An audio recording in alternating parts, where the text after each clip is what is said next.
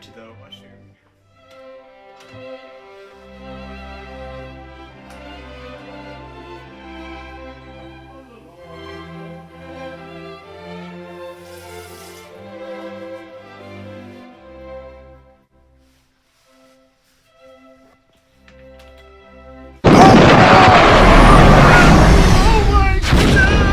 Whoa! Whoa! What is this place? Where am I? What year is it? Sigmund Freud, are you okay? 2024. Wait. You said 2024? Why can I only speak English? What is happening? What happened to my other 7 languages? I need to take a breather. Oh my goodness. Who is this?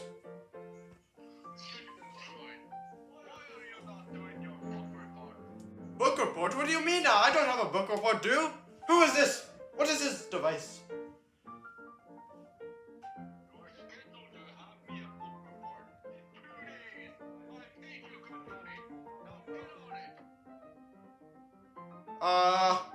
Okay.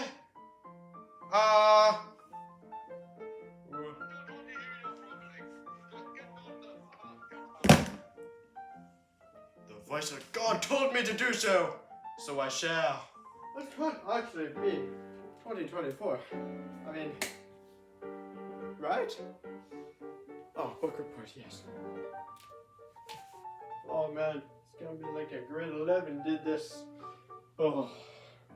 What happened to the other 7 languages I could speak?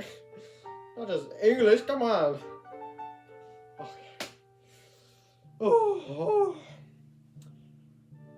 The first book I will be analyzing is George Orwell's 1984, and the second is Flowers for Algernon. The author of 1984, George Orwell, was an imperial officer who imposed authority against the Burmese people under Britain's power. He soon hated how oppressed his citizens were, and later left the police force to become a writer. Orwell wrote multiple books and became a journalist. He became a socialist around the 1930s because he believed it could be a tool to help extinguish poverty. He wrote 1984 to tell of totalitarians' devastating power if left unchecked. The main character in the book is Winston Smith, who is similar to Orwell himself. Winston Smith works for an oppressive government that realizes the evils and wishes to rebel, all like Orwell himself. Winston wants to join a group which solely wishes to overthrow Big Brother. This plotline is very similar to Orwell's life when he joined the Nationalists to fight against the Republican government of Spain. The similarities between the two are unignorable. To tie this to Winston's psychology in the book, we can safely assume that it is relatively similar to that of Orwell. Firstly, Winston Smith uses his ego to get what he wants without being offensive. And I quote, "I wanted to ask you whether you got any razor blades," he said. "Not one," said Winston with a sort of guilty haste. "I've tried all over the place. They don't exist any longer." Actually, he had 2 unused ones, which he was hoarding up. End quote. He has 2 unused razor blades. He could have given Syme a razor blade and still have one, but he did not. The reason why he says he doesn't have it is because of the activation of the death instinct, a principle that only wishes to seek negative answers to anything, thus driving the person to their inevitable destruction. This is why Winston says no to Syme. Secondly, we can understand why Winston joins the 2 minutes hate and why he says, "And yet the very next instant I was at one with the people about him to be true." At those moments, his secret loathing of Big Brother changed into adoration, and Big Brother seemed to tower up, an invincible, fearless protector standing like a rock against the hordes of Asia and Goldstein. In spite of his isolation, his helplessness, and the doubt that hung about his very existence, seemed like some sinister enchanter, capable by the mere power of his voice of wrecking the structure of civilization. End quote. From what Freud says about leadership, we can decipher why Smith would yell at Goldstein and have admiration for Big Brother in this instance. It says, "A primal father isn't respected because he is charismatic, but because other horde members identify with each other. End quote. Thirdly, Winston's id, unconscious, overthrows his ego and superego with these 3 words from Julia. I love you. For several seconds he was too stunned even to throw the incriminating thing into the memory hole. When he did so, although he knew very well the danger of showing too much interest, he could not resist reading it once again, just to make sure that the words were really there. End quote. It overthrows his superego wholly, because just like in the dream with the explicit woman, his sexual drive propels him to forget about any overpowering system.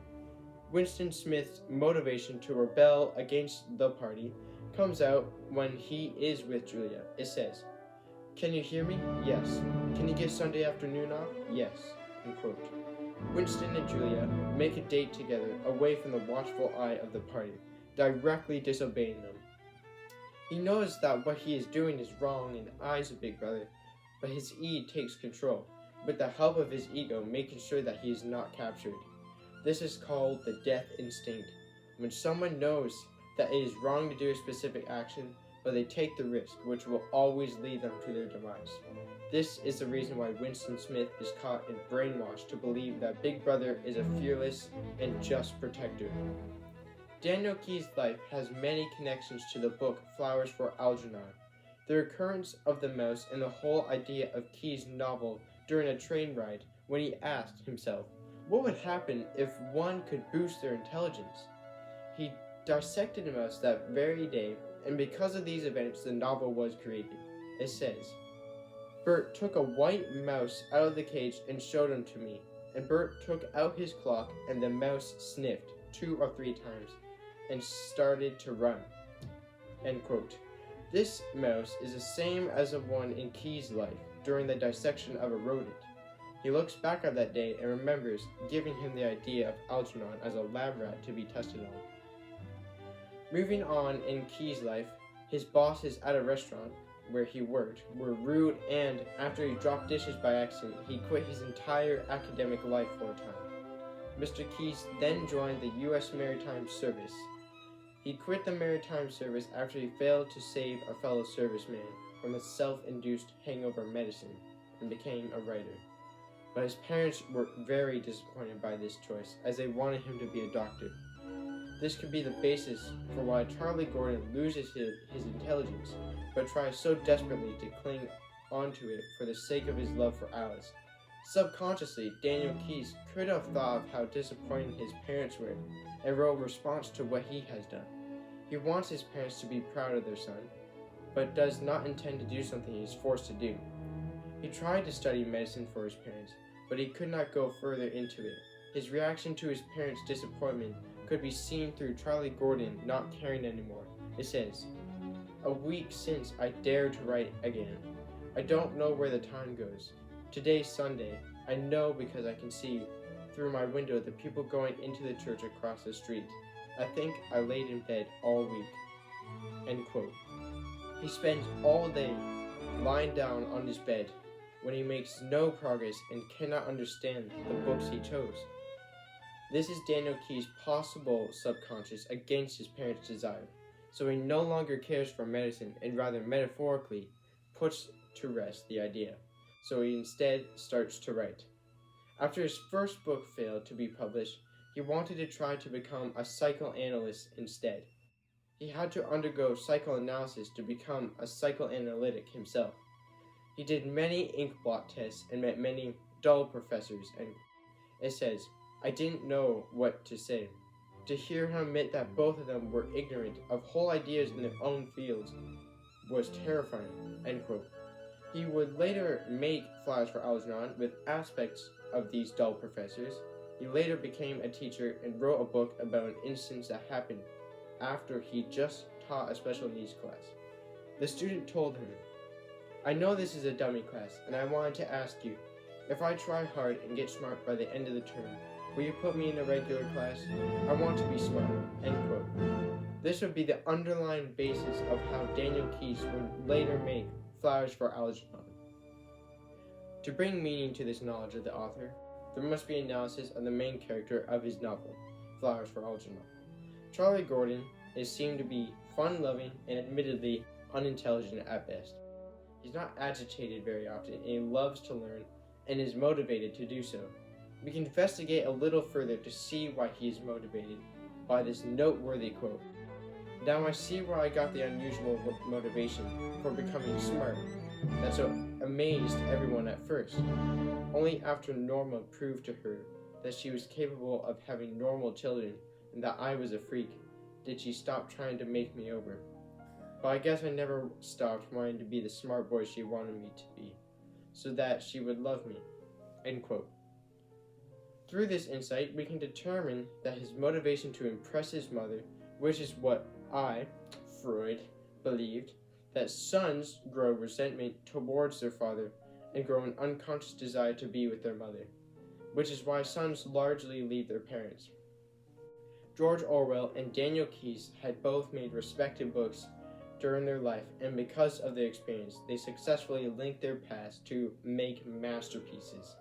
This is the meaning of the psychoanalytical lens, to help connect two worlds together, the fiction and the real world. Through this lens, we can see why the author has different political, ethical, and moral ideals. In every creative book, there is the author's life being reflected onto the very pages of the book. Thank you for listening to my speech on psychoanalytic lens for those two novels. Good day.